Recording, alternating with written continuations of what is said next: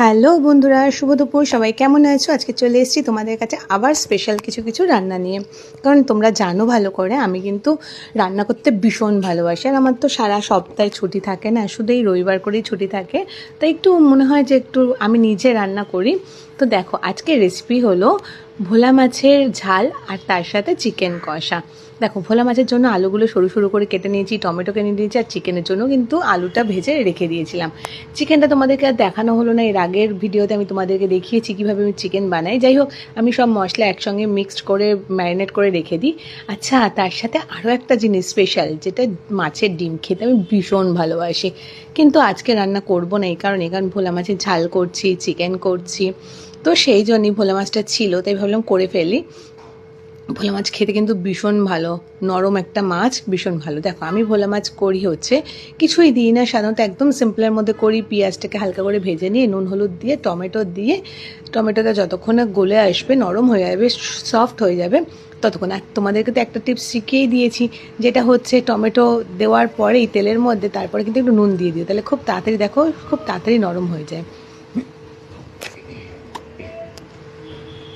দেখো, এদিকে আমার চিকেনটাও কিন্তু অনেকটা হয়ে এসছে, আর এদিকে ভোলা মাছটাও কিন্তু আমি করে ফেলছি। আচ্ছা, আমি কিন্তু ঝাল খেতে ভালোবাসি, তাই কিন্তু একটু বেশি করে কাঁচা লঙ্কা দিয়েছি। তোমরা তোমাদের স্বাদ মতো কিন্তু কাঁচা লঙ্কাটা দিও, কারণ আমি ঝাল খেতে ভীষণ ভালোবাসি। যাই হোক, আমার এদিকে মশলাটা কিন্তু কষে এসছে।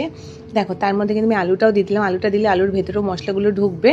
তো যাই হোক, আলুগুলো দিয়ে দিলাম। এরপর এক এক করে মাছটাকেও দিয়ে দেবো, দিয়ে হালকা, বেশি জল খুব একটা দেবে না তোমরা। আমি কিন্তু হাফ কাপের মতো জল দিই সবসময়ের জন্য। দেখো, হাফ কাপের মতো জল দিয়ে মাছগুলো দিয়ে দিয়েছি। আর এদিকে চিকেনটা দেখো কি সুন্দর কষা হয়ে গেছে, কালারটা তো ভীষণই ভালো এসছে। যাই হোক, আমি কিন্তু রান্না করতে ভীষণ ভালোবাসি। কে কে আমার মতো এরকম রান্না করতে ভালোবাসো আমাকে অবশ্যই কমেন্টে জানিও। আমি তো একটু সুযোগ পেলেই, যেদিনই আমার ছুটি থাকে, মনে হয় একটু ভালো মন্দ রান্না করি। দেখো, আরেকটা জিনিস বলি, ভোলা মাছ রান্না করলে সবসময় একটু ধনেপাতা দিও, কারণ ধনেপাতার যে স্মেলটা, ওটা ভোলা মাছের মধ্যে ভীষণ ভালো গন্ধ বেরোয়। যাই হোক, আমি তো দিই, তোমরাও দিয়ে দেখো, খুব ভালো লাগবে ভোলা মাছে। যাই হোক, আমার তো ভোলা মাছ হয়ে গেল, এদিকে চিকেন কষাটাও হয়ে গেল। তো সানডের দিন একটু বেশ ভালোই কাটছে আমার।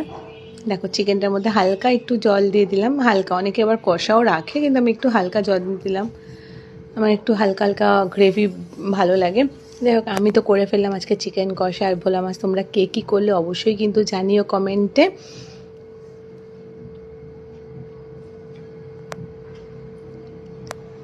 চলো, এবার সবাই খাওয়া দাওয়া করে নাও, দুপুর হয়ে গেছে সবাই। আমার তো রান্না শেষ হয়ে গেছে, তোমরাও কে কী করলে অবশ্যই কিন্তু জানিও। চলো, টাটা, বাই বাই।